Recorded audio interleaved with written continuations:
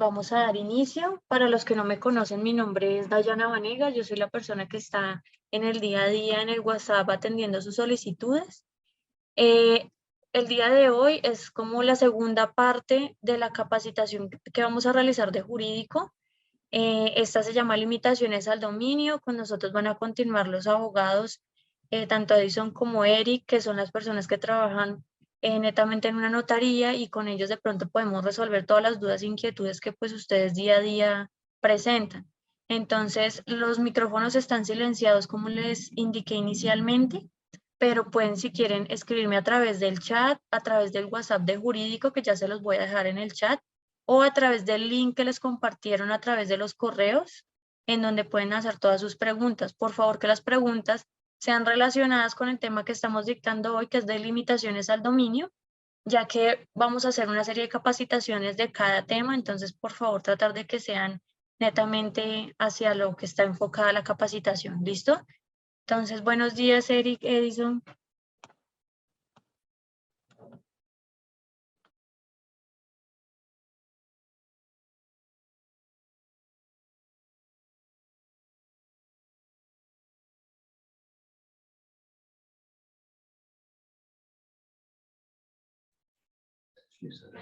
Buenos días para todos. Muy buenos días, ¿cómo están? El día de hoy pues vamos a explicar todo lo que son limitaciones al dominio, que pues en la capacitación pasada nos estaban haciendo bastantes preguntas sobre estas limitaciones, y pues hoy creo que es el momento para solucionar todo este tipo de preguntas. Entonces, yo creo que comenzar de una vez. ¿Qué son las limitaciones al dominio? Las limitaciones al dominio son actuaciones las cuales se realizan o por medio de acuerdos entre las dos partes, o por vía sentencia judicial, o por medio de la ley, en donde lo que hacen es como restringir el dominio que tiene una persona sobre el inmueble, ¿sí? Entonces, ya sería empezar con el usufructo. Si quieres, regálame la otra diapositiva, por favor. Sí, perfecto.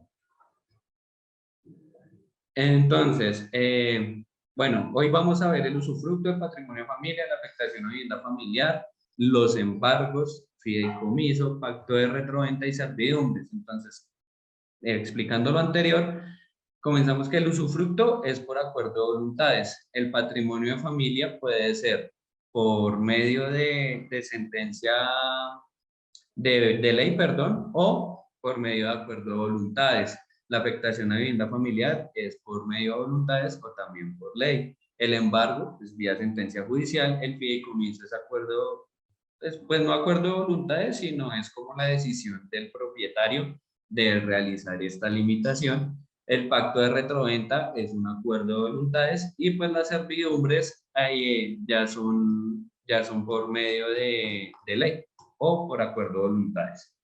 Entonces, comencemos con el usufructo. Para entender el usufructo, vamos a dividirlo en dos, ¿sí?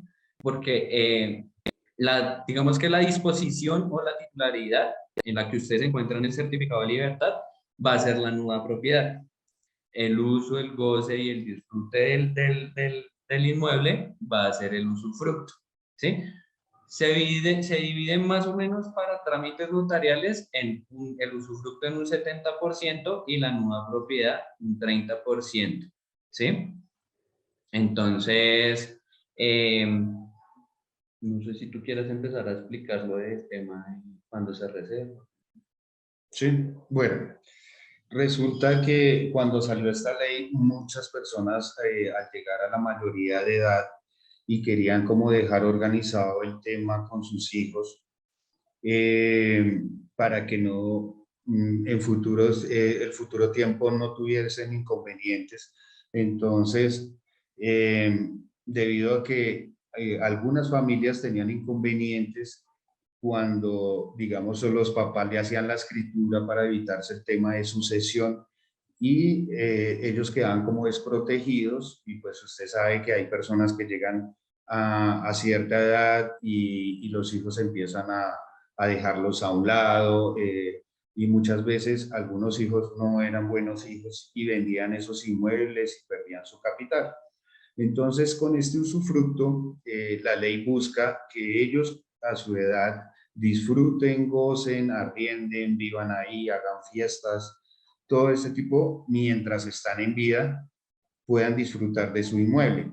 Al momento de fallecer, las personas que aparecen con la nuda propiedad son los que pasan a ser los propietarios y ahí simplemente se hace una escritura de la cancelación del usufructo donde se protocoliza el registro de defunción y ya pues obviamente queda en el certificado de libertad los nombres de las personas que aparecían con la nuda propiedad y ya quedan con el pleno dominio, el 100% del pleno dominio del inmueble.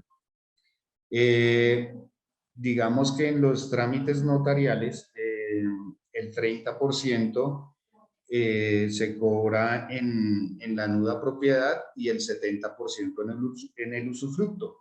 Entonces, digamos, cuando a ustedes les salga una persona que quiera comprar un inmueble y se quiera reservar el usufructo, entonces ustedes tienen que tener en cuenta que los gastos notariales para la nuda propiedad es el 30% y para el usufructo es el 70% que les van a cobrar en todos los sentidos, en la notaría, en beneficencia y en registro, para consolidar el 100% de lo que esté en la negociación.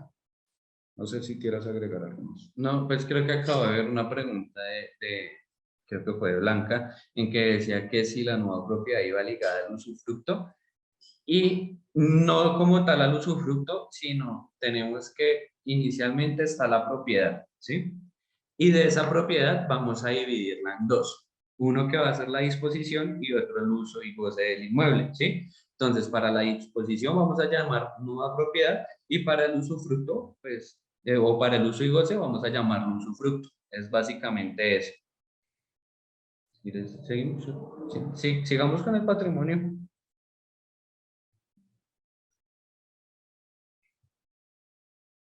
Sigue, por favor. Listo. Entonces, acá en el patrimonio de familia, como les explicaba al principio, puede constituirse por medio de ley, ¿sí? Que estos casos los vamos a ver ya en la compra de inmuebles de vivienda de interés social, ¿sí? Entonces, ¿qué pasa? ¿Qué nos dice la norma? La norma nos dice que cuando se compra un inmueble de vivienda de interés social, por obligación, así la persona sea soltera, no tenga hijos, o esté casada y tenga hijos, o estén casados y no tengan hijos, ¿sí? Por obligación, al ser una vivienda de interés social, tiene que constituirle patrimonio de familia. Como también lo podemos constituir por medio de acuerdo de voluntad. El único, o sea, los requisitos básicamente son que el inmueble no puede exceder los 250 salarios mínimos legales vigentes.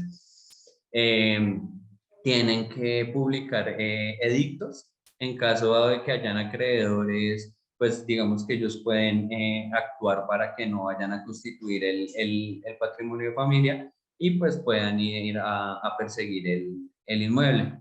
Entonces tenemos que, ¿qué es el patrimonio? El patrimonio es una limitación que básicamente lo que va a hacer es proteger el inmueble, ¿sí? De embargos,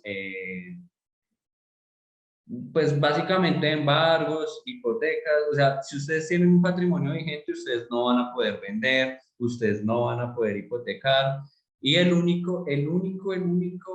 única forma de cobrar una hipoteca es que sea constituida antes del patrimonio de la familia, ¿sí? ¿Esto qué quiere decir? Les voy a hacer un ejemplo. Yo voy a adquirir una vivienda de interés social y para esta vivienda yo requiero el 30% que es la cuota inicial y requiero una hipoteca, un gravamen hipotecario, ¿sí? Entonces, ya constituido o ya comprado el inmueble en la escritura pública. Posterior a eso va a aparecer la hipoteca y como tercer acto va a aparecer la constitución del patrimonio de familia. Cuando este crédito fue para adquirir esa vivienda, es la única forma de que el acreedor, digamos, que pueda cobrar ese dinero. De resto, si ustedes van a constituir hipotecas a futuro, el banco de una vez se los va a negar porque el patrimonio de familia está vigente, pues se encuentra vigente. Bueno, para complementar un poco más lo que Eric les estaba comentando, el patrimonio de familia, digamos, cuando ustedes miren o vayan a hacer alguna negociación y les aparezca en el certificado de libertad que ese inmueble tiene un patrimonio de familia, deben tener unas cosas en cuenta. ¿Qué cosas? Primero, si hay hijos menores de edad, para hacer el trámite, como la ley protege a los menores para que no se queden sin vivienda, entonces la norma nos dice, la ley antitrámites, la ley 19 del 2012, dice que se debe hacer con el defensor del menor, donde él debe autorizar para poder levantar el patrimonio de familia. ¿Qué pasa? Que si en la solicitud que yo le hago al defensor no soy muy claro en qué voy a invertir esos dineros de la venta de ese apartamento, el defensor por ley no lo va a permitir levantar. Entonces, es muy importante que en la solicitud que se haga al notario principalmente y el notario le remite al defensor, debe estar muy claro para qué voy a utilizar esos dineros. Entonces, lo más viable y lo más aceptable es que yo le pueda constituir a otro inmueble o que voy a hacer mejoramiento de vivienda al menor. Entonces, para que ustedes lo tengan muy en cuenta cuando vayan a hablar con las personas que van a entregarles un inmueble para la venta. Si fue con subsidio, pues ahorita la norma se levantó porque antes se debía tener 10 años el inmueble, ahorita ya eso no se requiere, sino que simplemente yo lo puedo cancelar. Lo otro, cuando ya los hijos son mayores de edad, entonces simplemente yo aporto a la notaría copia de la escritura, certificado de libertad, el registro de los hijos y copias de las cédulas. Ese trámite es mucho más rápido y más fácil. Simplemente es anexar la documentación, ustedes entregarla a la notaría para que puedan elaborar la firma. Cuando hay hijos menores de edad, se aporta la solicitud, el registro civil de nacimiento, el impuesto predial para mirar el avalúo, si hay promesa de compraventa, la promesa de compraventa, si hay otro inmueble que le quieran pasar el patrimonio de familia o sustituirlo, yo aporto el certificado de libertad y automáticamente le solicito al defensor de que ese patrimonio se lo pasen al otro inmueble para poderlo cancelar. Cuando no hay hijos menores de edad ni mayores de edad, pero simplemente son casados, entonces firman los dos la escritura cancelando el patrimonio de familia. Cuando no hay hijos porque son solteros, simplemente la persona que figura como propietario del inmueble cancela su patrimonio de familia y los documentos que se deben aportar es copia de la escritura y certificado de libertad y cédulas y listo. Y ya, entonces, como ahorita estamos trabajando las notarías, la parte virtual, pues firma la escritura, cancela los derechos notariales, beneficencia y registro y ya queda el certificado cuando salga calificado ya con el gravamen levantado. Y listo, no sé si quiero saber. Sí, quería aportar. Digamos que, bueno, vamos a llamar el patrimonio de familia como una medida de protección, ¿sí? Entonces, esta medida de protección, ¿qué va a proteger? Entonces, al ser ese inmueble patrimonio de familia, va a proteger al cónyuge o compañero permanente, va a proteger a los hijos que tenga o a los que llegare a tener. También caben los hijos que pues se dan en adopción. Básicamente quiero agregar eso. Acabo de ver una pregunta. ¿Qué pasa si el patrimonio de familia se quiere sustituir a un inmueble que no es de interés social? Bueno, acá es complejo, ¿sí?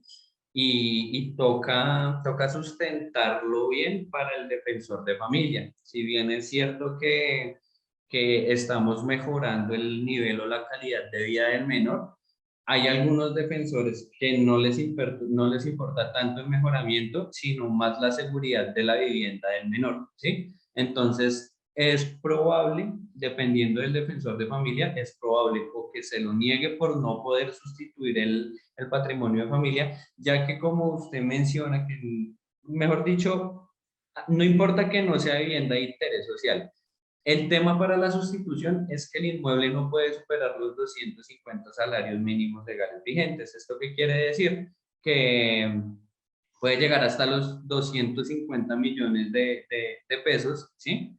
Y pues digamos que por ese monto ya no sería un inmueble de vivienda de interés social, o sea que sí lo podría sustituir. Ya si excede el monto de los 250, entonces... No, termina la Ah, historia. entonces, ya no, o sea, no importa, digamos pues, me perdí por la pregunta, discúlpenme. Entonces, retomamos. El inmueble puede estar hasta los 250 salarios mínimos legales vigentes, ¿sí? Si se excede ese monto, usted ya no lo puede sustituir y por ende, pues ese inmueble ya no le ya no le podría constituir patrimonio de familia y ahí entraría en controversias con el defensor de familia y lo más probable es que puedan negarle ese levantamiento porque no le está asegurando la vivienda al menor. Ahora, con respecto a la otra pregunta,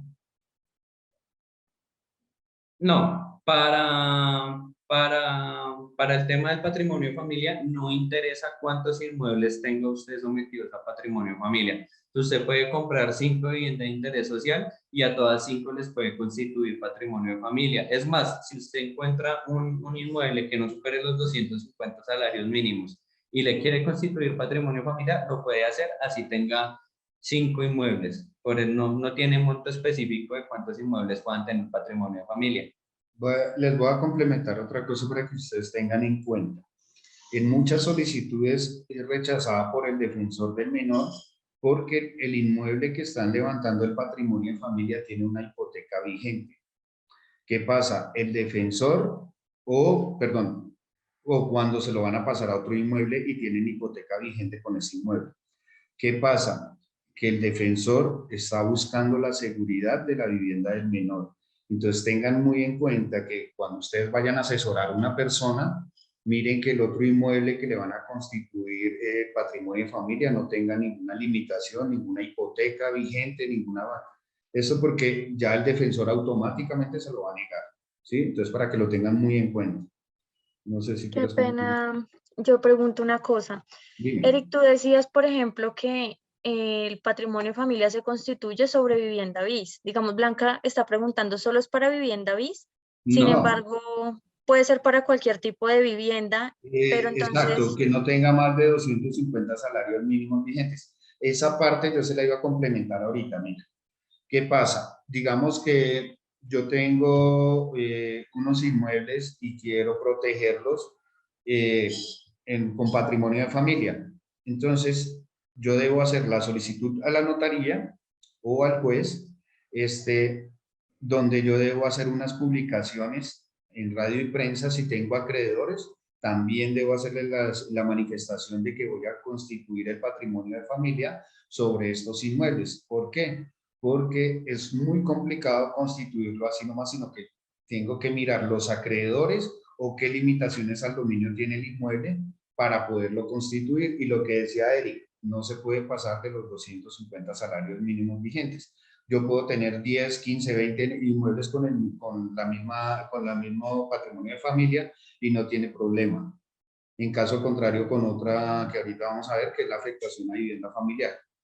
Entonces, no sé si tienen alguna otra pregunta con el patrimonio de familia o... No, si queremos hacer claridad que el patrimonio familiar no es solo para viviendas de interés social. Ustedes lo van a encontrar mucho en las viviendas de interés social porque por ley la ley exige que se constituya a viviendas de interés social. Pero perfectamente ustedes van a encontrar un inmueble que cueste, no sé, 230 millones de pesos. Por el monto ya no es vivienda de interés social y constituido el patrimonio de familia y perfectamente lo pueden hacer. El único requisito es que no exceda los 250 salarios mínimos legales. Y que se hagan las publicaciones en radio y prensa para los Ah, sí, acreedores y claro, ese ya el tipo de trámite de la cosas. constitución es un poquito más complejo cuando se constituye por acuerdo de voluntades que cuando se constituye para vivienda de interés social. Y eso se toma como un acto sin cuantía que, digamos, que en términos generales por cada escritura le saldría por ahí unos 300, Más unos o menos. 450. Más o menos, sí, ponen 500.000 pesos para constituirlo, tanto gastos notariales como beneficencia y registro. No sé si tienen alguna otra duda. Creo que No, no. hasta el momento no, y por WhatsApp tampoco me han manifestado ninguna duda, pero yo sí, o sea, para aclarar un poco, es decir, que si yo tengo 3 inmuebles y los 3 inmuebles superan los 250 salarios mínimos, yo tengo que primero hacer el tema de las publicaciones para que me lo autoricen. La No. solicitud. No, pero mira, ahí me estás poniendo un caso que ya exceden los 250 salarios mínimos y Sí, ahí no se puede constituir. o sea, en ningún escenario, si supera ese monto, yo ya no puedo constituir No lo puedes patrimonio de familia. constituir. No, Ok. O sea, una vivienda que digamos sea 251 millones ya no lo podría constituir. ya no lo podía constituir. Ahora, Daniel me dice, ¿cuál es el proceso para el levantamiento? Con hijos menores, sin hijos y con hijos mayores. Bueno, voy a comenzar con sin hijos. Sin hijos es fácil. Si usted tiene cónyuge o compañero permanente, se acerca a la notaría, manifiestan que su estado civil es casado con sociedad conyugal vigente o solteros con unión marital de hecho, ¿sí? Y que no tienen hijos. Entonces, el notario hace la escritura pública. Para esto requieren el certificado de libertad y la escritura pública por la cual constituyeron o adquirieron el inmueble. Ya con esos dos documentos, el notario elabora la escritura pública y los dos, tanto el cónyuge como el compañero permanente, el cónyuge y el compañero permanente tienen que ir a firmar la escritura pública para el levantamiento y ya pues se procede a ingreso a registro y calificación por el mismo. Entonces digamos que el de soltero es la forma más fácil de cancelarlo, igual tiene el mismo valor porque son actos sin cuantía. Ahora iría el de con hijos. Con hijos menores de edad. Entonces, lo que yo les hablaba al comienzo, en la ley 12, perdón, en la ley 19 del 2012, en su artículo 83, si no estoy mal ahorita, dice toda la forma como debe levantarse el patrimonio de familia cuando hay hijos menores. Entonces, ahí dice en el decreto, dice, se debe hacer una solicitud al notario, la cual va a requerir, se va a enviar al defensor del menor para que lo apruebe. Debo aportar el predial o una certificación catastral donde diga el valor del inmueble, la solicitud, los registros civiles, la copia de la escritura, el certificado de libertad y las cédulas. Esos son los documentos que van a requerir.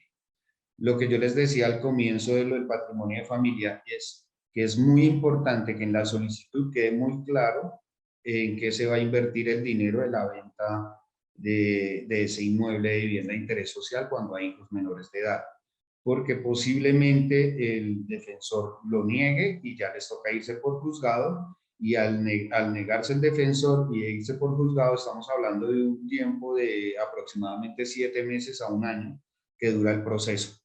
Entonces, por eso nosotros tratamos que en la notaría tengan claridad en cuanto a la solicitud para que el defensor no lo niegue. Lo que yo les decía, si tiene hipoteca el inmueble que le van a hacer el patrimonio, le van a ceder el patrimonio y familia o se lo van a pasar, el defensor normalmente dice que no.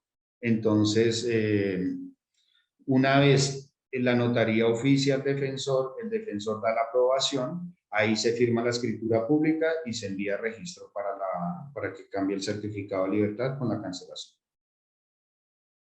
Tenemos 2 preguntas en el chat. Regálame un segundo que termino ya con hijos Listo. mayores y ya respondo a las otras dos. Entonces, con hijos mayores, el trámite es básicamente el mismo que cuando lo va a hacer con su compañero permanente, escritura de tradición y el certificado de libertad, pero adicional a eso, como tienen hijos mayores, tienen que llevar el registro civil de nacimiento de los hijos mayores y fotocopias de las cédulas.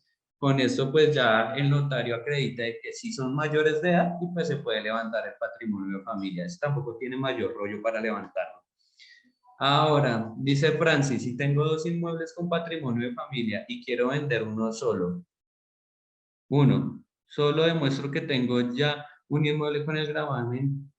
Se levanta, no le entiendo la pregunta a ella. O sea, ella lo que hace referencia es a que Si yo tengo 2 inmuebles ya constituidos con patrimonio de familia y yo quiero vender uno, el defensor no me va a poner problema porque yo ya tengo uno con patrimonio de familia. Exacto. Digamos, yo tengo dos apartamentos que tienen patrimonio de familia, pero igual tengo hijos menores de edad, entonces yo debo oficiar para cumplir la ley, perdón, el decreto 19.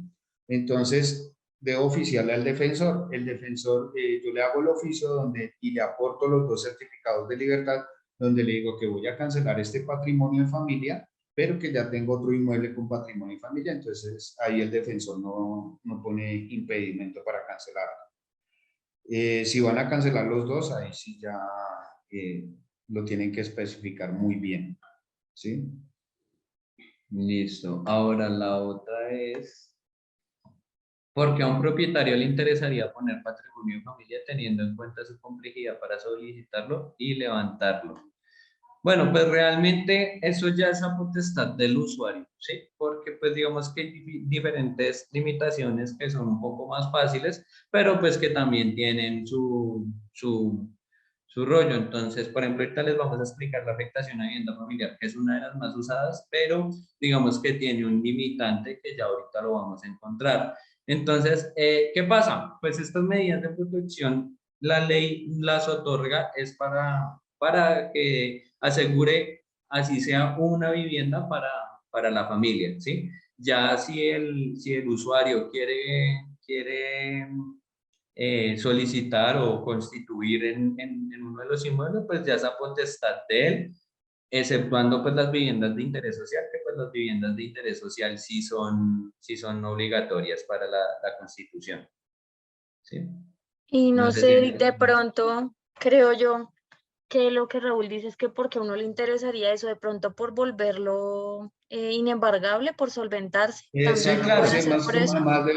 digamos, hay personas que tienen inmuebles que no pasan los 250 salarios y quieren mantener sus inmuebles libres de embargo, porque de pronto hay personas que son comerciantes y mueven un flujo de caja o hacen negociaciones, entonces ellos buscan proteger esos inmuebles que queden fuera del comercio, porque al constituir el patrimonio de familia, digamos que si yo no levanto el patrimonio de familia, está fuera del comercio del inmueble, porque pues obviamente no lo puedo embargar o no lo puedo vender hasta que no levante esa medida. Sí, aquí tienen que tener en cuenta que lo que es el patrimonio de familia y la afectación a vivienda familiar son absolutamente inembargables, lo que les explicaba. Entonces, la única forma de que se los puedan embargar es que el acreedor anterior, ¿sí? O sea, que ustedes hayan constituido la hipoteca antes de haber constituido la afectación al patrimonio de familia, que esto sea es ya netamente dentro de las compras de vivienda de interés social. Es la única forma de que ustedes vean una actuación así, porque digamos que posterior a la constitución de la hipoteca no van a poder constituir un patrimonio, una afectación a vivienda de interés, un patrimonio de familia. ¿Por qué? Porque pues digamos que es un limitante y el acreedor no va a permitir que ustedes lo constituyan. ¿Listo? Entonces, empecemos con la afectación a vivienda familiar. Entonces, básicamente es otra medida de protección, pero acá no va a proteger como tal al núcleo familiar. Esto solo se hace entre cónyuges y compañeros permanentes, ¿sí? Entonces, acá lo vamos a ver de 2 modos. Cuando compra el cónyuge o compañero permanente junto, o sea, los 2 juntos, o cuando compra uno solo, ¿sí? ¿Qué pasa? La afectación a vivienda familiar tiene un limitante y no es como el patrimonio familiar que usted lo puede constituir a varios inmuebles, sino que la ley 258 del 96 nos dice que solo lo pueden constituir a uno de los inmuebles. ¿Cuál es? Solo a un inmueble. ¿Cuál es la ventaja? Que pues no tiene monto. O sea, puede ser un inmueble de 800, de 1.000 millones de pesos y usted se lo va a poder constituir, ¿sí? Pero entonces digamos que el limitante es que solo se puede constituir a uno de los inmuebles. La cancelación es muy fácil, es que se acerquen a la notaría, lo mismo certificado de libertad, escritura de tradición y que vayan los 2 cónyuges para poder levantar. No sé si quieres dar. Bueno, La ley 258 del 96, ¿qué pasaba anteriormente? Digamos, las personas o había mucho comerciante que empezaba a llevar sus negocios y por alguna razón hacían un mal negocio y entonces les embargaban y la señora, la esposa que estaba allá en la casa cuidando a sus hijos, cuando ellos perdían su capital, terminaban en la calle. Entonces, esta ley, ¿por qué la sacó el gobierno? Para proteger un inmueble entre cónyuges y que quede como el patrimonio de ellos dos. Lo que decía Eric, es muy fácil de levantar y ahí su cuantía no importa.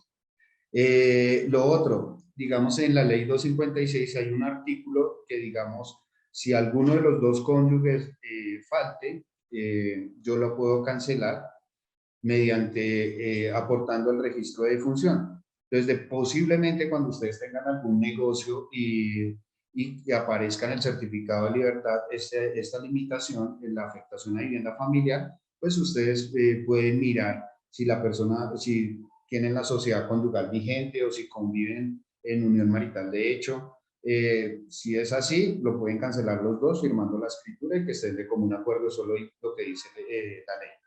Lo otro es que de pronto la señora o el señor falleció, entonces simplemente se aporta al registro de defunción y se cancela por uno de los cónyuges por sus compañeros permanentes, ¿sí?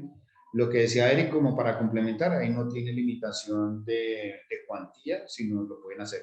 Y la otra que decía Eric, de solo se puede hacer un inmueble. Usted no puede afectar lotes, bodegas, ni garajes, nada de ese tipo de inmuebles. Solo es apartamento, casa o que sean de vivienda. Aquí pasa algo muy curioso y es que de pronto ustedes van a encontrar garajes con este gravamen, ¿sí? Por alguna razón van a encontrar un garaje con afectación a vivienda familiar y no es porque se pueda realizar, es porque las oficinas de registro a veces cometen el error de que en la escritura pública les envían los dos folios de matrícula, tanto del apartamento como el de los garajes, y pues por ser registro entonces ellos llegan y lo afectan. Pero entonces digamos que para subsanarlo, usted perfectamente puede levantar, por medio de la escritura, puede levantar el del inmueble, o si el del inmueble o el del garaje, o si no puede ir directamente a registro y solicitar una corrección para que le levanten esa afectación al garaje, al apartamento o a la vivienda, si va a quedar ya afectado. Ahora estoy viendo. Sí, no. Espérate, porque creo que hay una más arriba.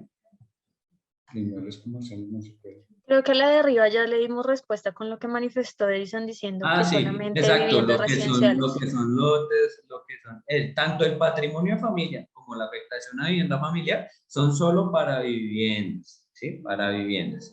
Ahora, si tengo hijos, ¿puedo constituirlo en favor de un hermano menor? Esta sí no la entiendo. No, pero eso, yo creería Es que que que sí, Blanca está diciendo es para el patrimonio de familia.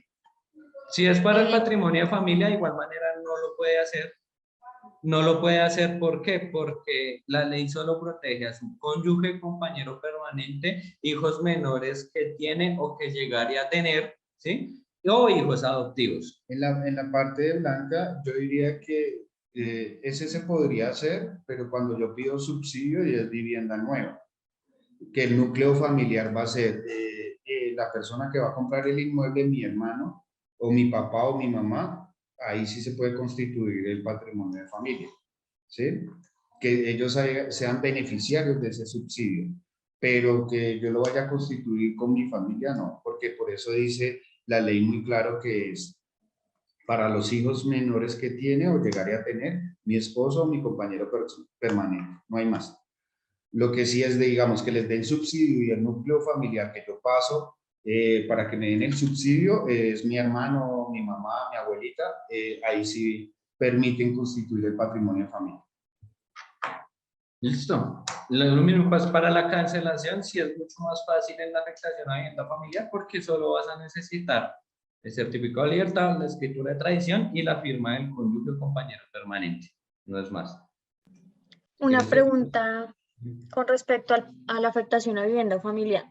Es que he visto que en las escrituras aparece afectación a vivienda familiar, pero quien lo compró solamente fue uno. Es decir, en el certificado de tradición y libertad aparece como propietario uno solo. Se Y la puede realizar, afectación, perdóname, te interrumpo, se puede realizar porque digamos que esta medida de protección es para el cónyuge o compañero permanente, ¿sí? Entonces, no importa si el que está comprando es solo uno. Esta medida de protección va a proteger es al compañero permanente o al cónyuge. Entonces, sí se puede realizar de esa manera. Y para complementar lo que dice Eric, digamos, una persona compra sola y es casada o tiene unión marital, de hecho, en la ley 258, no me acuerdo ahorita el artículo, dice que por ministerio de ley, entonces automáticamente queda afectado, ¿sí?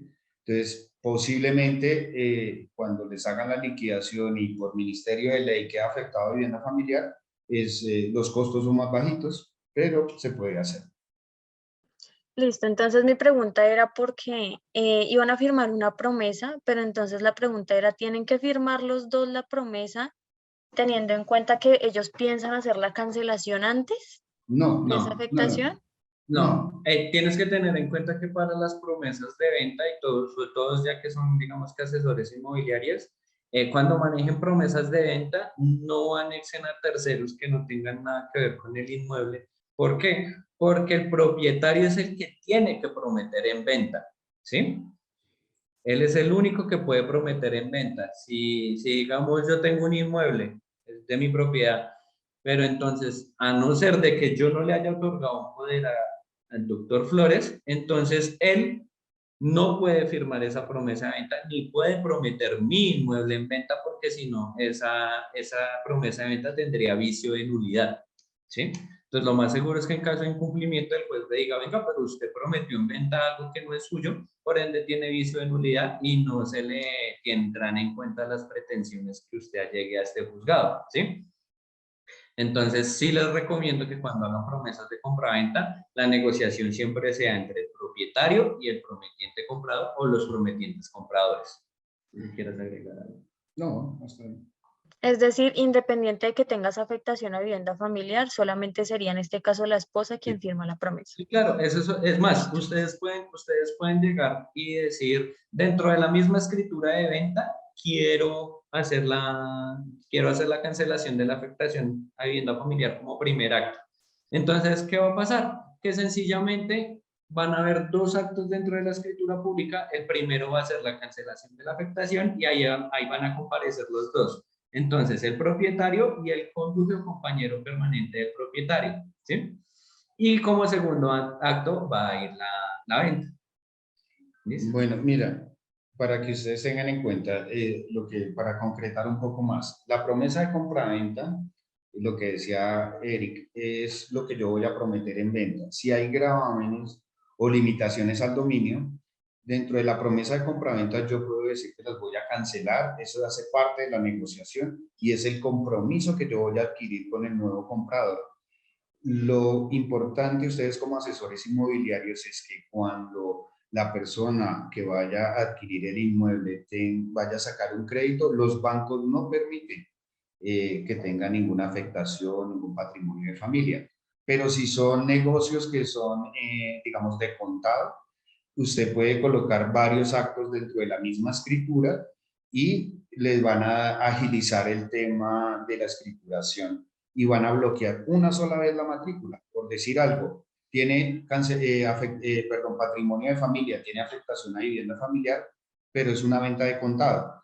Entonces, esos actos que están anterior a la venta, yo los puedo hacer en una misma escritura, lo que les decía él.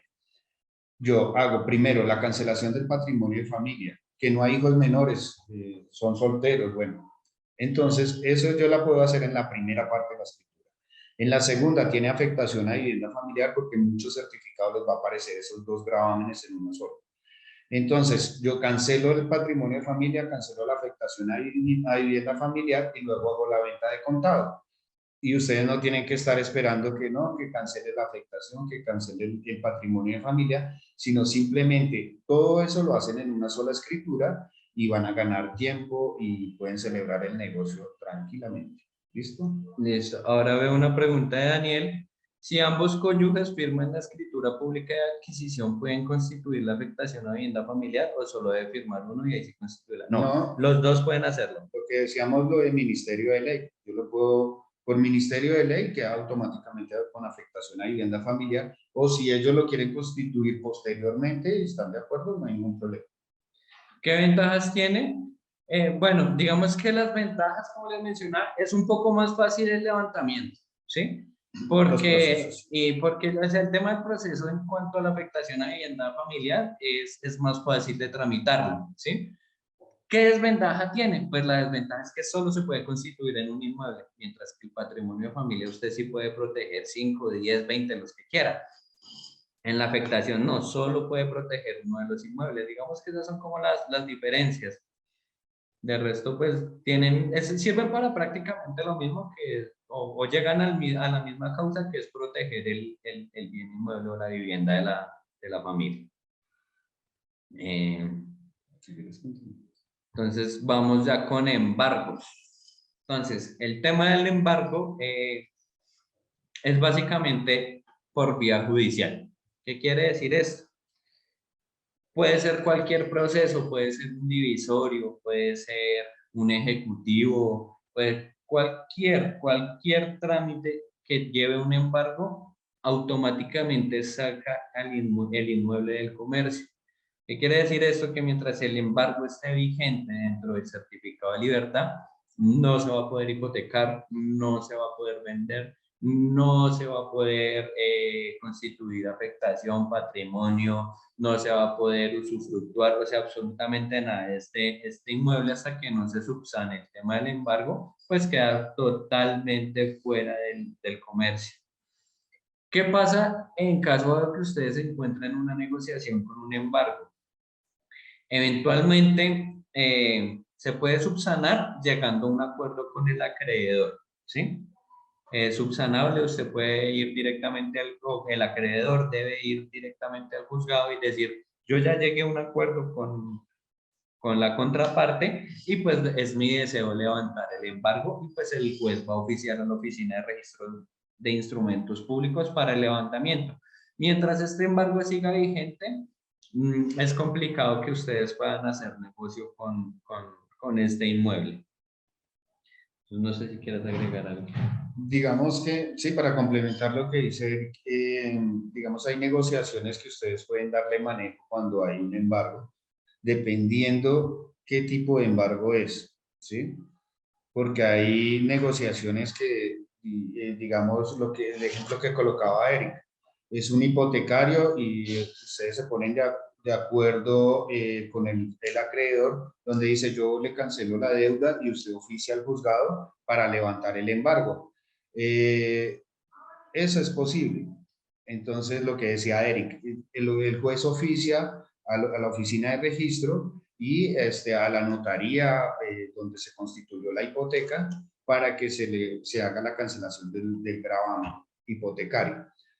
Yo puedo hacer la negociación y dentro de la promesa de compraventa yo puedo colocar que se hacen los trámites correspondientes en el juzgado tal, por tal y tal proceso hipotecario. Bueno, el embargo ejecutivo se levantará de la siguiente manera: se cancelará el banco, se oficiará el juzgado. Posteriormente de haber oficiado el juzgado, cuando el juez de los oficios, tanto para registro como para la notaría, se solicita una copia adicional y donde en la notaría, de pronto de confianza de ustedes, que puedan tener el manejo, se puede protocolizar ese oficio donde se cancela el embargo y se procede a hacer la venta.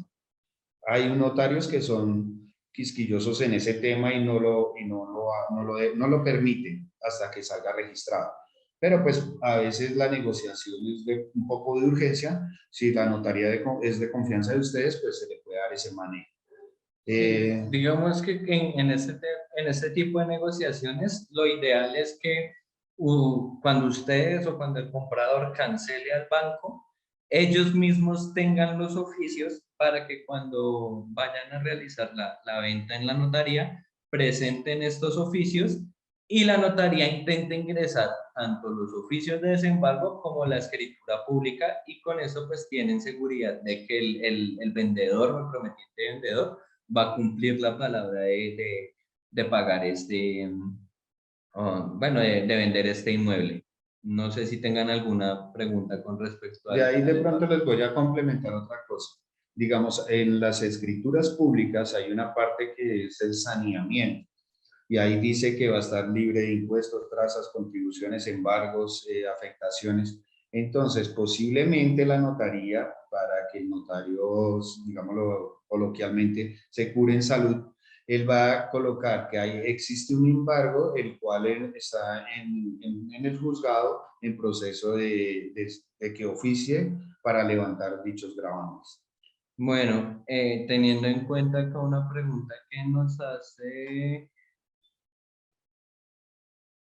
G. Hernández. Desde que se realiza el pago para cancelar el embargo, ¿el propietario hace la gestión para que lo liberen o automático el banco pasa a información a notarias y demás? No, No, el banco como tal lo único que tiene que hacer es notificar al juez de que ya llegó a un acuerdo o de que ya le cancelaron absolutamente toda la deuda y que por ende deciden levantar el embargo, ¿sí? O puede ser el banco, puede ser cualquier acreedor, porque pues también se van a encontrar en el camino hipotecas con personas naturales, ¿sí? Entonces, ¿qué pasa? El banco es el que tiene la obligación de decirle, señor juez, ya me cancelaron la deuda, desisto del proceso, por favor, oficie a la Oficina de Registro de Instrumentos Públicos para que me haga el levantamiento del embargo, ¿sí? Entonces, el juez tiene que enviar los oficios directamente, o, pues digamos que ellos tienen la obligación de oficiar a registro, pero lo que pasa es que los juzgados son demasiado demorados. Entonces, ¿cuál es mi consejo? Que la persona se acerque directamente, lo solicite y ella misma o lleve los oficios a, a registro o lleve los oficios a la notaría de confianza para que le puedan tramitar las dos cosas al tiempo. ¿Cuánto puede demorar el proceso? Si es un juzgado diligente, los oficios pueden estar entre 3 a 4 meses, ¿sí? Si es un juzgado desjuiciado, 7, 8 meses, hasta un año. Es que eso ya depende del juzgado. Hemos tenido casos en que los juzgados en menos de un mes ya tienen los oficios y se puede tramitar más fácil, como otros que se demoran. Esos oficios tienen vigencia. sí, no, o sea, no tienen ya, porque ahí se supone que terminó el proceso con los oficios que expide el juez. Una cosa para que todos ustedes tengan muy claro, en derecho, todo lo que yo hago lo tengo que deshacer. ¿Qué quiero decir con esto? Si yo constituyo un patrimonio de familia, yo lo tengo que cancelar. Si constituyo una afectación a vivienda familiar, tengo que cancelarla. Si me hacen un embargo algún banco, yo tengo que cancelar ese embargo, ¿sí? Entonces, en derecho ustedes van a ver que todo lo que yo haga, también lo tengo que deshacer para que quede libre el inmueble de cualquier limitación o cualquier negociación que se les vaya a presentar a ustedes. Si a ustedes se les presenta, por decir algo, un patrimonio de familia, tengan en cuenta que tienen que cancelar ese patrimonio. Si hay una afectación, la tienen que cancelar, ¿sí? Para que ustedes tengan claro eso. Resolviendo un poco la duda de Daniel, lo ideal y digamos que ya es más por costumbre, es que lo hagan 2 meses, hasta 2 meses después de haber expedido el oficio al juzgado, porque por lo general hay algunas oficinas de registro que sí molestan por el tiempo del oficio. Entonces, ¿qué se le sugiere siempre al usuario? Tan pronto tenga usted los oficios, hágalo 1 hasta 2 meses. Ya después de los 2 meses es mejor que solicite cambio de fechas de los oficios ante el juzgado y pues ahí se le va a demorar otro tiempo. Entonces, digamos que quería complementar un poco lo que dijo Edison, y es básicamente los oficios pueden dar o no pueden dar por terminado el proceso. ¿Qué quiere decir esto? Con los oficios no quiere decir que ya se acabó el proceso, porque puede haber un acuerdo. Sin embargo, en ese acuerdo el deudor todavía puede quedar debiendo dineros, ¿sí? Solo lo hacen es como a manera de ese levantamiento de embargo, lo hacen es como a manera de que el señor pueda vender el inmueble y le pueda pagar al acreedor, por decirlo así. Eso ya depende de la negociación. Las sentencias judiciales son las únicas que terminan como tal el proceso, o los desistimientos tácitos, que es una figura pues ya más procesalista, y es cuando no se tiene actuación dentro del proceso durante un año. ¿Qué protección puede tener un inmueble si la mujer compra un inmueble después de separación, tiene 2 hijos menores de edad, pero no lo quiere dejar en patrimonio de familia porque puede venderlo antes para mejorar condiciones, pero igual quiere tenerlo protegido por embargos? No, realmente no lo puede hacer. O sea, las únicas figuras que puede proteger son la afectación o el patrimonio de familia, ¿sí? Esas son las dos únicas. Antes, con el Código de Procedimiento Civil, el fideicomiso civil era inembargable, pero hoy ya con el Código General del Proceso, lastimosamente le quitaron la inembargabilidad al fideicomiso, y pues por esta razón, si ustedes quieren algo inembargable, no lo tomen con el fideicomiso ni con el usufructo, porque ninguno de los dos es inembargable, los dos son embargables, ¿sí? Entonces, digamos que la única forma de que el inmueble se vuelva inembargable sería el patrimonio familiar, la afectación a vivienda familiar. Fideicomiso. Todo tuyo. Bueno,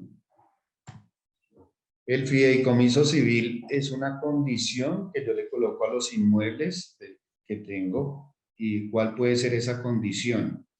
Por decir algo, tengo hijos menores de edad, entonces la condición que yo coloco para que ellos pasen a ser propietarios de ese inmueble es que cumplan la mayoría de edad. Otra condición que puede ser que ellos sean profesionales. Entonces, cuando salgan de la universidad y sean profesionales, pasen a ser los propietarios. A mi fallecimiento, que pasen a ser los propietarios. Entonces, básicamente el fideicomiso es una condición que yo le coloco a ese inmueble. De los ejemplos que yo les coloqué, normalmente son los que más se utilizan.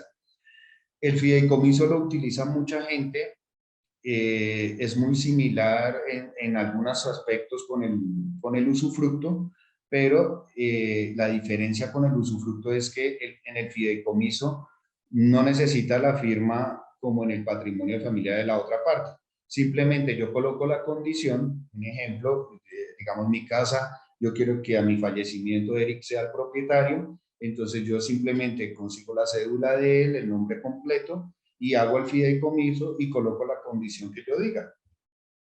Normalmente que cumpla con los requisitos de ley, que es, básicamente son los que yo les dije.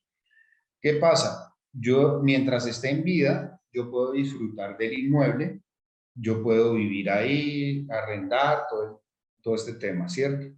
Pero, ¿qué pasa? Digamos, llegó un asesor de Casa 360 y me dice, oiga, esa casa está muy bonita, ¿por qué no la ponemos en venta? Yo presento el certificado de libertad y la persona que lo quiere adquirir dice, pero tiene un fideicomiso, yo voy a sacar un crédito y el banco me va a decir que lo tengo que cancelar. En este caso, yo lo puedo cancelar y no tengo que decirle a Eric, venga, fírmeme la escritura para cancelar el fideicomiso. Simplemente yo lo hago directamente. Con el usufructo, como tiene la nuda propiedad, que es lo que hablábamos anteriormente, él sí tiene que firmar para cancelar el usufructo. Entonces, ahí sí cuentan las dos firmas. En este caso, el fideicomiso es algo que es donde yo tengo la autonomía de tomar la decisión si lo cancelo o no lo cancelo. En el fideicomiso puedo meter varios inmuebles, si tengo acciones en una sociedad. Hay bancos que permiten incluir dentro del fideicomiso que a mi fallecimiento ellos pasen a recibir esos dineros que están en la cuenta. Algunos bancos en los CDTs también permiten en las acciones que yo tenga, los vehículos. Yo todo eso lo puedo colocar en una condición. ¿Qué es lo favorable del fideicomiso? Que digamos, bueno, ahí nos vamos a quitar un poquito de trabajo, pero bueno. digamos que ahí no, ya con el fideicomiso no hay necesidad de hacer sucesión, sino simplemente se cancela, perdón, se restituye el inmueble o restituye para las cuentas, acciones, todo eso al momento de fallecer la persona. ¿Cómo se hace? Con la copia de la escritura donde se constituyó el fideicomiso y el registro de defunción y la cédula de los que aparezcan como beneficiarios. Entonces, si a ustedes por alguna razón van a asesorar a alguna persona que tenga ese fideicomiso dentro del certificado de libertad, es muy fácil de cancelar. Es simplemente que la persona tome la decisión y cancele para poder hacer la negociación. Como decíamos antes, si no es concreto con banco, yo lo puedo cancelar en la misma escritura. Si tiene crédito, entonces lo tengo que hacer con anterioridad porque pues, por obvias razones los bancos no van a aceptar que tenga un fideicomiso el inmueble. Digamos que para complementar un poquito, las ventajas del fideicomiso es que usted lo puede constituir a cualquier tipo de activos o bienes que tenga, bien sean muebles, inmuebles, hasta los derechos de autor usted lo puede constituir. ¿Sí? Entonces, digamos que eso es un gran beneficio en el tema o pues, para lo que se requiera. Me pregunta acá Daniel, cuando existe una sucesión ya no pueden embargar al anterior propietario, pues eso ya es más vía judicial, Daniel, ya digamos que por lo general dentro de la sucesión se hacen unas publicaciones de edictos y digamos que el acreedor tiene un tiempo específico para poder hacerse parte de esa sucesión y solicitar los dineros que se le adeudan. Si el acreedor durante este término no se incluyó o no decidió ser llamado dentro de la sucesión, pues digamos que ya es muy difícil que en un proceso le prospere el tema, porque pues digamos que la ley da ese tipo de tiempos es para que el acreedor y solicita que las personas hagan los edictos para que el acreedor pues se haga parte en la sucesión y reclame los dineros que se le adeudan.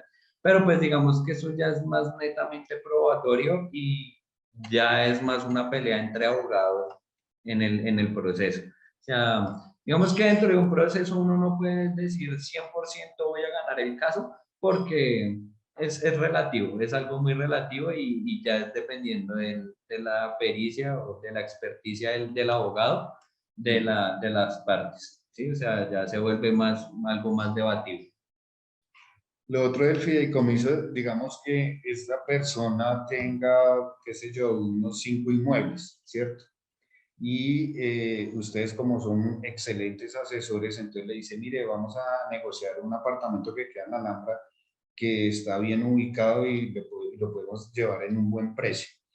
Pero dentro de la escritura del fideicomiso aparecen todos estos inmuebles que él quiso dejar con esa fiducia. Entonces yo, como propietario de ese inmueble, puedo cancelar el del apartamento de la Alhambra y los siguientes siguen con su fideicomiso normal. ¿Sí? O sea que yo lo puedo sacar uno y es más, puedo incluir otro, no hay ningún problema. Esas son como las facilidades del fideicomiso. Ya, y sí, para completar un poquito, acá tienen que tener en cuenta que inicialmente ustedes tienen que realizar una escritura pública de fideicomiso, que ahí es donde ponen la condición y nombran a los beneficiarios de este fideicomiso. Pero ¿qué pasa? Cuando ya se cumpla la condición, ¿sí? Digamos al fallecimiento, muere la persona, entonces los beneficiarios o el beneficiario tiene que ir a la notaría y solicitar una escritura pública que se llama restitución de fideicomiso civil, ¿sí? Entonces digamos que ya con esta escritura pública y registrando esta escritura es cuando ya adquiere como tal la propiedad del inmueble. Mientras tanto, pues no. No sé si tengan alguna pregunta sobre esta figura. Digamos, o sea, no es que automáticamente se cumpla la condición y automáticamente pase a ser de los beneficiarios, sino que hay que hacer la escritura de restitución. ¿Esa escritura de restitución tiene los mismos costos notariales de una compraventa? No, No. Ahí tienes que tener en cuenta. no. ahí tienes que tener en cuenta el valor del avalúo catastral, porque inicialmente el fideicomiso lo pueden hacer o como acto con cuantía o como acto de sin cuantía, eso ya es potestad de la persona que desee constituirlo. Pero en el momento de la restitución se tiene que tomar y se va a liquidar absolutamente todo, tanto gastos notariales como impuestos de beneficencia y registro sobre el avalúo catastral del inmueble, ¿sí? Entonces, digamos que la restitución es donde realmente van a gastar un poco más de dinero. Pero pues digamos que es una figura muy buena. Ahí nos quitamos trabajo. Bueno, O sea, pues se quitan el trabajo de la sucesión, pero finalmente ¿es más costoso el fideicomiso o no? ¿O es como lo No, mismo? no, se ahorran muchísimo dinero. ¿Sí? Para Claro, que todos lo total. tengan en cuenta, que no sea sucesión, sino fideicomiso. Bueno, entonces continuamos con el pacto de retroventa. ¿Mm? ¿Qué quieres? Aquí estamos discutiendo quién va a decir. Bueno, el pacto de retroventa. ¿Qué es el pacto de retroventa? Es un acuerdo de voluntades a la que llega tanto el vendedor como el comprador. Entonces, básicamente les voy a explicar a grosso modo qué es. Yo voy a comprar un inmueble, se lo voy a comprar a Edison, ¿sí? Pero no tengo todo el dinero, solo tengo la mitad del inmueble. Entonces yo le digo, venga, deme un plazo de 4 años, hasta 4 años se puede, ¿no? No puede esperar los 4 años. Deme un plazo de 4 años, yo le voy pagando a cuotas el restante que le debo, ¿sí? Pero en caso dado de que yo no le pueda cumplir con la obligación, pues hacemos efectivo el pacto de retroventa. ¿Y eso qué quiere decir? Que el vendedor alega el pacto de retroventa y el inmueble vuelve a ser propiedad de él, ¿sí? Y básicamente pues yo estaría perdiendo el dinero que ya cancelé. Básicamente es eso. No sé si No, quieres sí, agregar está algo. bien. O sea, básicamente es eso. ¿Qué pasa? Con el pacto de retroventa decimos que es una limitación porque mientras esté el pacto de retroventa, el comprador no puede vender el inmueble, ¿sí? Y no puede hacer nada con el inmueble. Solo hasta que se levante ese pacto de retroventa es que ya puede hacer como tal o ya puede utilizar el inmueble como el de plaza. Entonces, sí, para complementar lo que dice Eric, digamos que si a ustedes al mirar un certificado de libertad y les aparece una venta con pacto de retroventa, normalmente en el certificado de libertad aparece compraventa con pacto de retroventa. Entonces, pues ustedes deben mirar el tiempo, el valor por el cual se constituyó el pacto y si ya fue cancelado. Volvemos a lo anterior. Todo en derecho, todo lo que yo hago lo tengo que deshacer, perdón. Entonces, si hubo un pacto de retroventa, entonces yo debo cancelar ese pacto de retroventa para que el saneamiento de los inmuebles que ustedes vayan a asesorar o a ofertar esté libre de cualquier tipo de limitación. No, y esto a medida de protección del futuro comprador, ¿sí? Porque a qué voy, digamos yo, el ejemplo que les ponía, yo estoy pagando mis cuotas juiciosas, pero yo dije, no, ya no quiero este inmueble si no lo quiero vender, pues el otro comprador no lo va a poder comprar. ¿Por qué? Porque yo todavía le estoy adeudando al vendedor y él en cualquier momento puede hacer efectivo el pacto de retroventa y por ende las actuaciones pues ya quedan ahí en pérdidas. No sé si tengan alguna pregunta. Este pacto de retroventa es muy sencillo. Es un acuerdo de voluntades. Entonces no sé si tengan Yo sí alguna tengo pregunta. una pregunta. Digamos que el pacto de retroventa, pues al igual que todas las limitaciones, uno no vende, pues porque tienen algún gravamen. ¿En la notaría hacen un control de eso o ustedes pueden hacerlo con la limitación que tengan? Es decir, pueden constituir la escritura con esa limitación.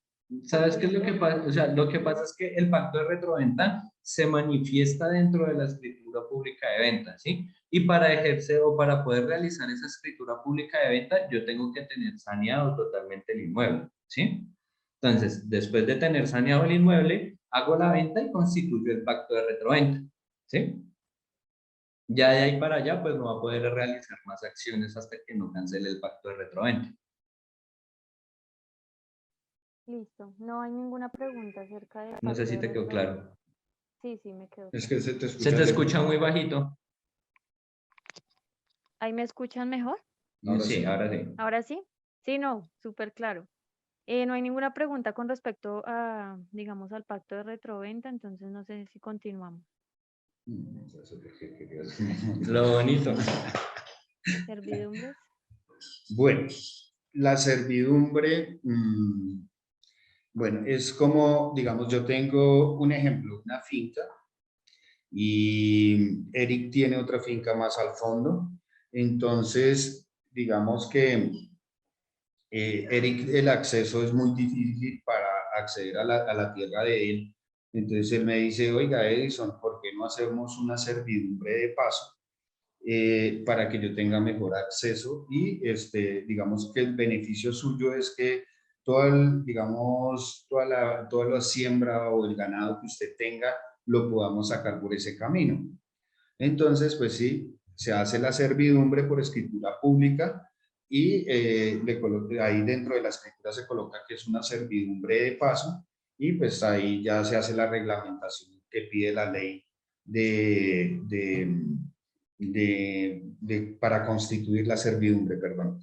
Cuando son servicios públicos, por ejemplo, como el gas, claro, las antenas, agua, eh, ahí se hace una servidumbre de servicios públicos, ¿sí? Y lo mismo, simplemente se delimita cuál es la área que se va a utilizar como servidumbre. Y esa área, a medida que ustedes, digamos, por ejemplo, tienen un inmueble, una finca que vayan a vender y tiene esa servidumbre, los nuevos propietarios tienen que tener conocimiento de esa servidumbre porque la tienen que cumplir, bien sea de paso o de servicios públicos. Ahora, digamos, hace poco en Villavicencio hubo un loteo, pero dentro de ese loteo pasaba un río, ¿cierto? Ahí ya hay una servidumbre por el río, porque hay que respetar la naturaleza y de acuerdo a lo que exija el municipio o la ciudad, pues hay que cumplir esos requisitos. Entonces la norma nos dice, yo debo dejar 5 metros de servidumbre que den al río, ¿sí? Para poder cumplir con lo reglamentario de cada municipio o cada ciudad. Bueno, para complementar un poco, entonces digamos, podemos decir que las servidumbres son como algo impuesto al propietario del inmueble para que un tercero utilice esta imposición, ¿sí? Por decirlo así. Entonces, existen varias servidumbres, está la servidumbre de paso, está la servidumbre de servicios, como lo decía Edison, está la servidumbre natural, que ya es por obligación, que toca darle esa servidumbre, ¿sí? Entonces, el tema de las servidumbres es algo muy curioso porque en el momento en el que vayan a vender un inmueble, el comprador tiene que tener conocimiento de esta servidumbre y adicional a eso tiene que aceptarla, ¿sí? Entonces, pues no sé si quieren hacer alguna pregunta. Yo creo que Yo sí tengo una. las siguientes diapositivas son ya las que te explicaba más a fondo las servidumbres, como tal la de paso, la natural, la de servicios públicos. ¿Cuál es tu pregunta? ¿Cuál es tu pregunta? Listo. La servidumbre que yo constituyo, ¿la constituyo en el certificado de la persona a quien voy a afectar o las constituimos ambos? En las Es dos. decir, ¿en las dos? Ok. Uh-huh. Y no se cancela en ningún caso, se cancela, Se puede digamos que... cancelar porque, digamos, si es una servidumbre de paso, es que depende. Si es una servidumbre de paso, cuando yo haga un englobe, un ejemplo, entonces ahí ya la servidumbre pues no habría lugar. Pero si es de servicios públicos o por decir algo que va a pasar el ducto del gas o del alcantarillado, pues ya es obligatorio. Okay. Entonces, no sé si servidumbre de paso, de utilización de servicios públicos y la natural, que fue la que explicaron. Exactamente. Pues digamos que esas son las más comunes, ¿no? Porque hay demasiadas servidumbres, o sea, demasiadas, van a encontrar un montón, pero pues estas son las más usuales que se ven.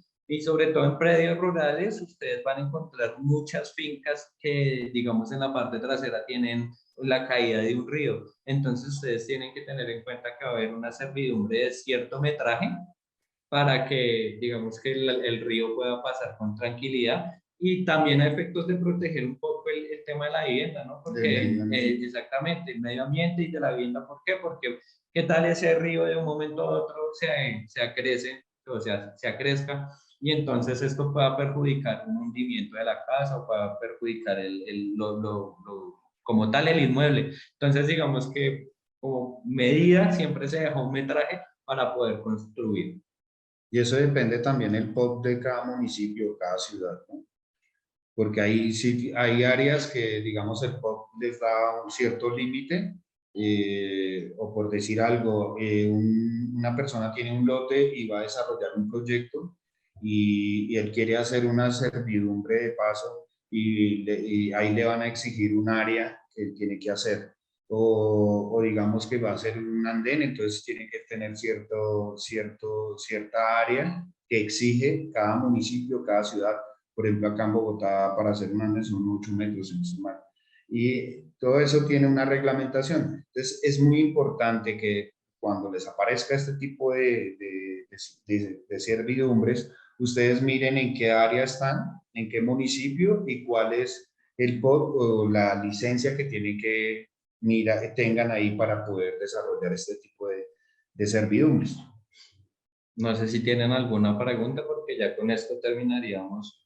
Digamos que las limitaciones, estas limitaciones son las que más se van a encontrar, ¿sí? O sea, realmente tomamos las que más se van a encontrar porque pues esto es del día a día. Ustedes todos los días pueden encontrar ese tipo de limitaciones y pues acá les explicamos un poco de cómo se puede manejar el tema de la negociación para no perder el cliente. Ya el tema de los embargos sí me parece que es algo más complicado para una negociación, ¿sí? Es algo que ustedes como asesores tienen que darle un buen manejo para asegurar que la negociación sí se vaya a dar. Uno, porque pues eso representa su comisión. Y dos, es digamos que el nombre que ustedes le están dando a la inmobiliaria y el cumplimiento que se le va a dar al comprador. Listo, pues hasta el momento no tenemos más preguntas, entonces yo creo que pues ahí finalizaría nuestra capacitación. Raúl, si quieres nos puedes escribir por el chat, que vi que tenías la manito levantada. No sé si tengan alguna duda, pregunta, inquietud, para que por favor la escriban por el chat antes de finalizar la capacitación. Entonces, Raúl dice, tengo una pregunta.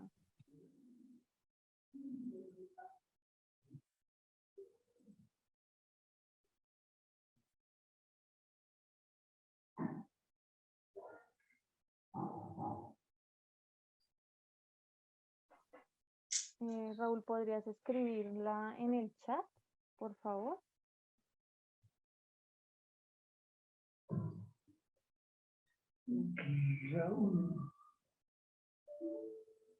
¿Cuándo nos pueden dar una capacitación sobre declaración de construcción? Pues, Si quieres lo podemos hacer ahorita. pues tenemos como el tiempo justo y podemos ver algo. ¿En qué casos puede un mismo actor levantar una hipoteca y realizar la venta? En absolutamente todos los casos. Mira, lo ideal es que siempre que se vaya a vender un inmueble y este tenga una hipoteca bancaria, lo ideal es siempre cancelarla como primera actuación y ya después realizar la venta. Yo sé que digamos que cuando ustedes van a pasar el estudio jurídico, en caso de que el comprador vaya a comprar con un crédito hipotecario, el banco les va a decir, no, pero es que usted me tiene que cancelar la hipoteca antes para poder yo después realizar la venta e hipotecar ese inmueble. Hay bancos que no, hay bancos que sí dan la facilidad de que usted cancele todo en una misma escritura. ¿Por qué? Porque va a ser más beneficioso en cuanto a tiempos, ¿sí? ¿Qué quiere decir esto? Que, digamos, si usted ingresa primero la cancelación de hipoteca, va a bloquear la matrícula y hasta que no salga esa cancelación de hipoteca no va a poder realizar la venta. Mientras que usted ingresa la escritura con los 3 actos, pues todo le va a salir calificado de una vez y esto les va a ahorrar tiempo y les va a poder desembolsar mucho más rápido el dinero, que es realmente lo que al banco le interesa. que puedan desembolsar rápido para poder empezar a generar interés. No sé si quedó claro, pero realmente en todos los casos usted puede realizarlo, o sea, usted puede hacer dos actos, la cancelación de hipoteca y la venta. ¿Cuándo nos pueden dar la capacitación sobre declaración de construcción? Raúl, como tal dinero no, porque lo haga por medio de otra escritura o lo haga por medio de la misma escritura, los actos se le van a cobrar igual en notaría, se le van a cobrar igual, por cada uno se le va a cobrar los impuestos, ¿sí? Eso usted sabe que el gobierno no pierde ni una, ni tampoco el notario va a perder, sí, de vainas, pero es la realidad. O sea, ellos no van a perder dinero. Lo único que sí se ahorraría mucho es tiempo, y si pueden realizarlo se los aconsejo, porque ahorita las oficinas de registro están supremamente complicadas.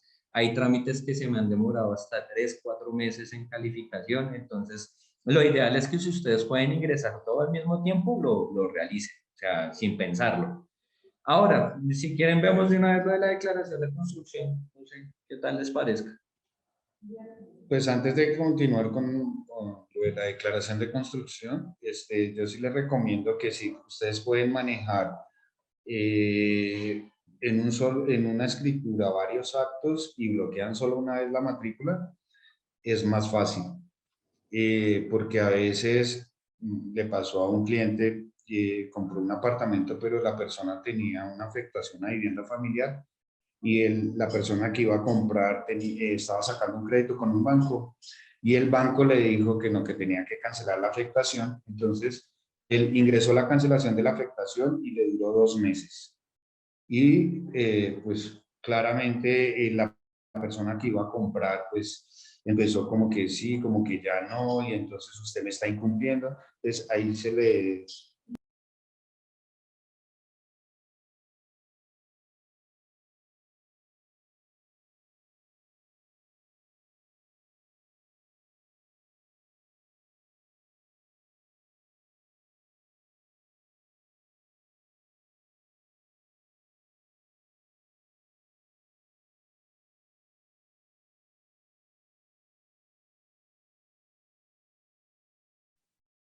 Como que se nos desconectaran, permítanme un momento, ya verifico. A ver qué pasó.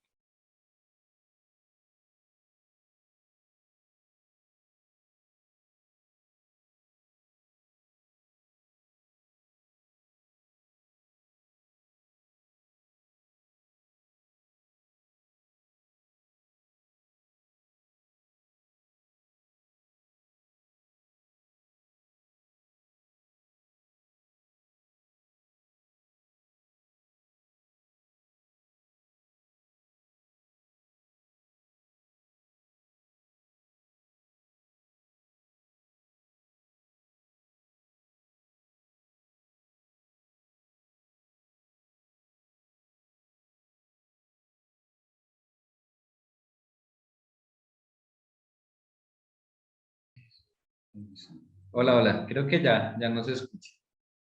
Sí, ya. Listo. ¿En qué vamos? Bueno, y vamos en que, sí, o sea, consejo para que se les quede grabado en esa cabeza, se los decimos porque estamos todo el día en una notaría y sabemos cómo es el manejo. Traten de hacer la mayoría de actuaciones en una escritura pública para que se ahorren mucho tiempo. No tanto el dinero, porque como les comentaba, el dinero siempre lo van a tener que No, a cancelar. veces sí se puede ahorrar un dinero. Pero dependiendo de la Sí. situación, si eso ya es relevante y dependiendo de la negociación. Bueno, no sé si quieran comenzar de una vez con el tema de las declaraciones de construcción.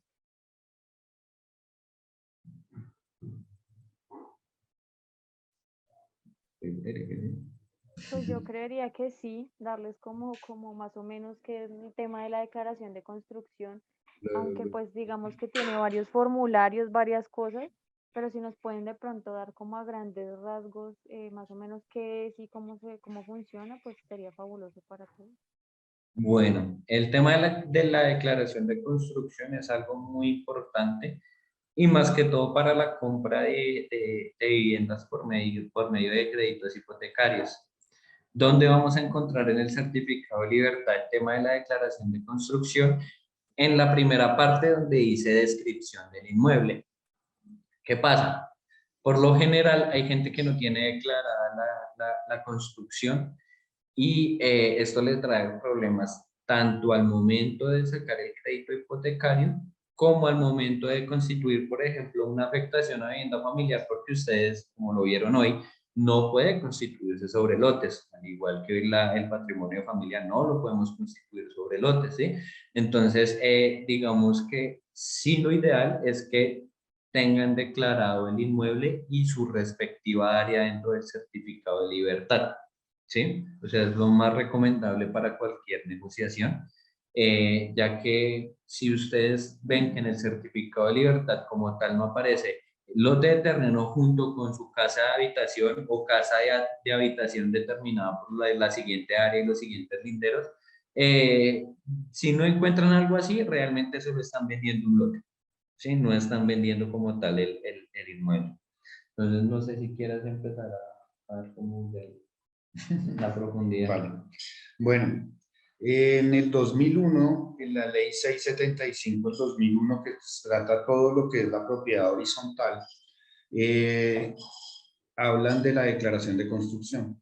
¿Qué pasa? Anteriormente, nosotros como buenos colombianos construíamos la casa como queríamos, como nos parecía, y me acuerdo tanto que yo veía unas fotos que hasta en la casa la sacaron antes del andén y había un poste y metieron el poste ahí por intermedio de la casa, bueno, en fin. Entonces, cuando fue modificada la propiedad horizontal, incluyeron dentro de esa ley, la ley 675 del 2001, las declaraciones de construcción, y todos los inmuebles que se hayan construido antes del 2001 tienen un proceso diferente a como yo los voy a declarar posteriores a cuando salió la ley. La licencia que da la Curaduría Urbana antes del 2001, va un arquitecto, hace el estudio de suelos, hace el estudio de toda la estructura de la casa, saca unos planos arquitectónicos estructurales, alindera y declara la construcción mediante un oficio que él hace con su tarjeta profesional. Eso lo presenta en la Curaduría Urbana. La Curaduría Urbana tiene sus arquitectos y ingenieros que ellos miran si lo que está declarando es correcto y si cumple con los requisitos de ley o el POT que está en su momento.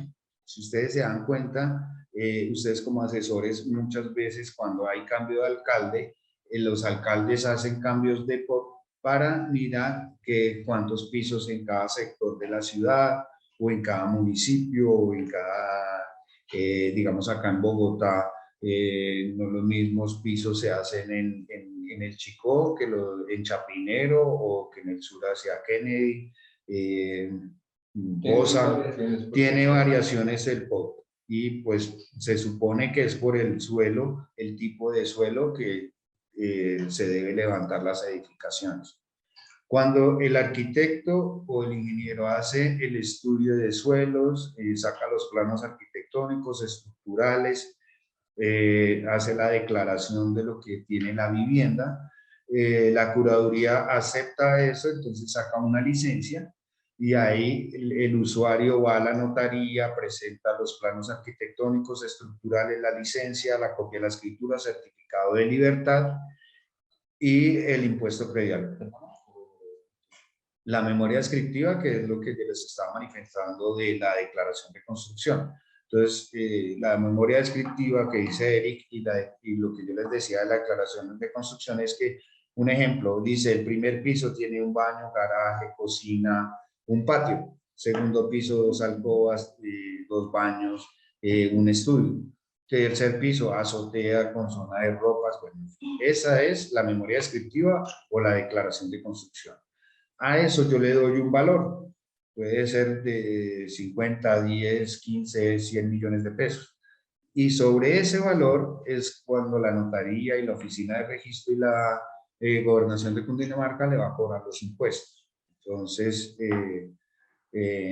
cuando ya tengo plano, licencia y la memoria descriptiva o la declaración de construcción, voy a la notaría, hago la escritura pública y la ingreso a registro.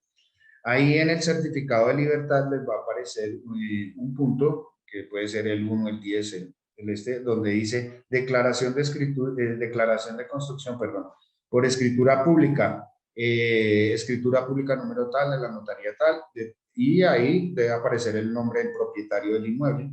Y ya, eso es básicamente lo que es declarar la construcción mediante ese proceso. Para complementar un poquito, digamos que cuando son municipios, no se hace por medio de curaduría, sino se realiza por medio del IGAC, que es como la entidad que abarca esas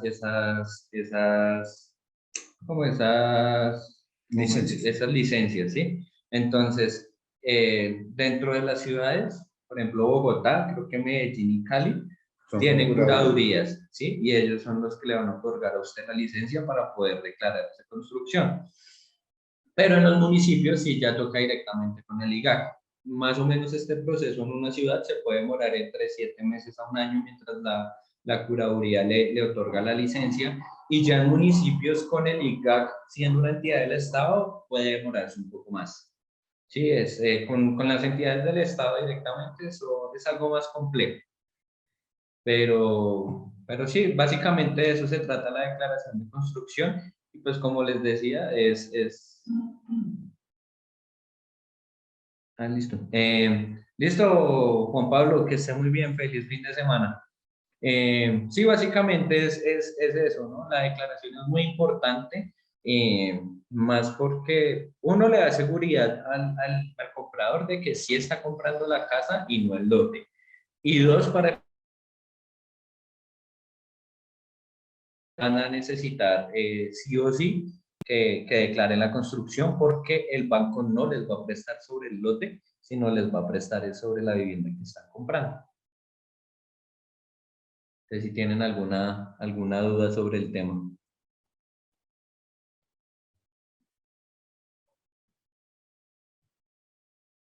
Pues hasta el momento veo que por el chat no hay ninguna pregunta y tampoco me han escrito con respecto al tema. Después del 2001, ¿cuál es el procedimiento? Básicamente es lo mismo, pero digamos, la diferencia es que la licencia que les va a salir antes del 2001 es que es vivienda antigua o ya es una construcción antigua, perdón. Y después del 2001 es una licencia que les sale que la vivienda es nueva. Dentro de la licencia hay una fecha de ejecutoria que si ustedes no la cumplen, tienen que volver a iniciar con el proceso. Con la antigua, ahí no tiene límite de hacer la construcción porque se supone que ya está y que ya la está aprobando la curaduría con los estudios que hizo el arquitecto o el ingeniero. Exactamente, dentro de la licencia les va a salir una fecha de ejecutoria, y sí o sí el inmueble para esa fecha ya tiene que estar construido. Si no, entonces les toca iniciar de nuevo el proceso, entonces pues se demorarían otros 7 meses a un año haciendo todo el proceso para solo el tema de la licencia, ¿no? Porque pues ya cuando ustedes tengan la documentación en notaría, ese trámite se puede demorar. En la notaría pueden firmar como 3 días, ya tendrían las copias de escritura. De eso también depende de la notaría y del trabajo que tenga la notaría, pero por ejemplo, con nosotros generalmente siempre se demoran 3 días, en 3 días ya se está registrando la escritura pública, y ya digamos que la demora sería de registro para calificar la escritura pública, que ellos, como les comentaba, hay escrituras que las pueden sacar en un mes, como hay otras escrituras que las sacan en 4, en 3 meses, eso ya dependiendo de la oficina.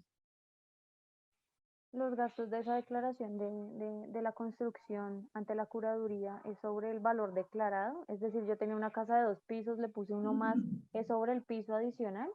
Sí, es el valor declarado. Y creo que ellos tienen ahí, porque realmente las curadurías manejan sus valores. Hagan de cuenta que eso es una curaduría, véanla como una notaría, ¿sí?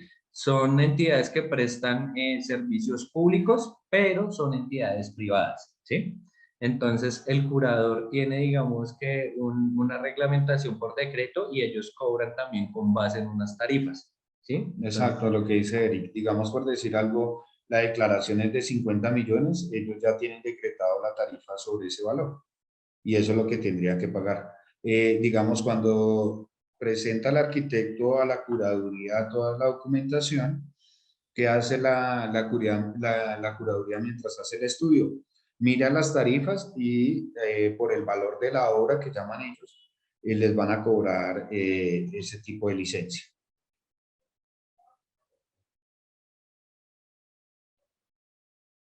Un ático de departamento, yo creo que horizontal debe tener licencia.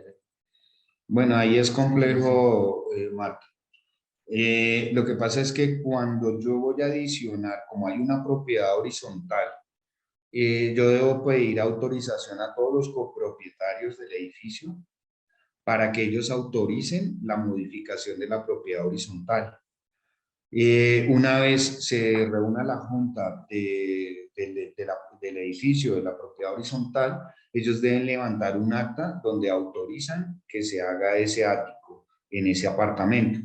Porque si ustedes se dan cuenta, en la propiedad horizontal, cuando lo hace el constructor, ahí va la descripción de cada inmueble. Si yo voy a adicionar una construcción posterior a cuando se hizo la propiedad horizontal, debo solicitarle a la Junta de Acción de la propiedad horizontal la autorización para que todos los copropietarios autoricen esa modificación. Porque pues obviamente ahí tienen que mirar que no se vaya a afectar las estructuras del edificio, los muros, todo lo que son sistemas de tubería, todo ese tipo de cosas, ¿cierto? Variación de coeficientes. Entonces, todo eso lo tiene que hacer el administrador con la junta de la propiedad horizontal, reunir y eso se somete a votación. Cuando se aprueba, ya va el arquitecto y hace lo mismo, el mismo proceso como si lo estuviera haciendo en una casa. Y presenta eso a la curaduría con base en lo que ya está aprobado de la propiedad horizontal, verifica que no se esté afectando ninguna estructura, ningún ducto, todo ese tipo de cosas, y ahí da la licencia y con esa licencia van a la notaría y ahí se modifica el reglamento de propiedad horizontal. No solo el apartamento, sino toda la propiedad horizontal. Claro, no le autorizarían un ático solo a uno, sino se lo autorizarían a todos los copropietarios, ¿sí? Entonces ahí tienen que tener en cuenta que, pues básicamente si lo hicieron, si el ático está desde su construcción, sí o sí tiene que aparecer en el reglamento de propiedad horizontal y el constructor debe haber manifestado que dentro de los apartamentos o dentro de las casas hay un ático y que mide tanto. Eso es lo mismo que pasa con los balcones. Ustedes se dan cuenta, en el tema de los balcones, ellos alinderan todo lo que es el apartamento y posterior mencionan cuáles son los linderos o el metraje que tiene el balcón, ¿sí? Prácticamente lo mismo. Entonces, lo ideal es que si ya está construido el ático y si lo construyó el constructor, ella debe tener su descripción dentro del reglamento de propiedad horizontal. Pero si no, entonces sería toda la tramitología que acaba de decir acá mi papá. Listo, eso sería todo. No sé si tengan más preguntas.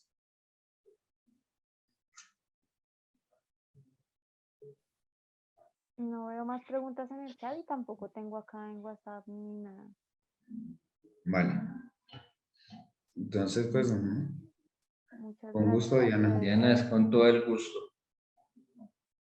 De verdad que, como dice Raúl, es muy valioso para todos nosotros, digamos que todo el conocimiento que ustedes nos pueden brindar, así que muchísimas gracias. Cualquier pregunta que vuelva a surgir de pronto al WhatsApp o alguna cosa, entonces les estaré comentando, les estaré Claro que compartiendo. sí. No, igual en la próxima capacitación podemos, digamos que habilitar un espacio al principio para las preguntas que les Que queden hayan ahorita quedado. como sueltas y las solucionamos de una, por eso no hay problema. Ustedes saben que estamos Ay, dados acá para que comprendan un poco más el tema y ya tengan como más propiedad al asesorar un cliente y poder llevar a cabo las negociaciones. No, y cuenten con nosotros cualquier duda, cualquier inconveniente que se les presente en alguna negociación, desde que nosotros les podamos brindar la asesoría con muchísimo gusto, no hay ningún problema. bueno, muchísimas gracias. Entonces a todos, muchas gracias también por su asistencia. Nosotros les estaremos compartiendo el videito de esta capacitación y también las diapositivas para cualquier cosa, ¿listo? Entonces a ustedes muchas gracias. Nos vemos entonces en la próxima capacitación. Gracias por su tiempo y por su información.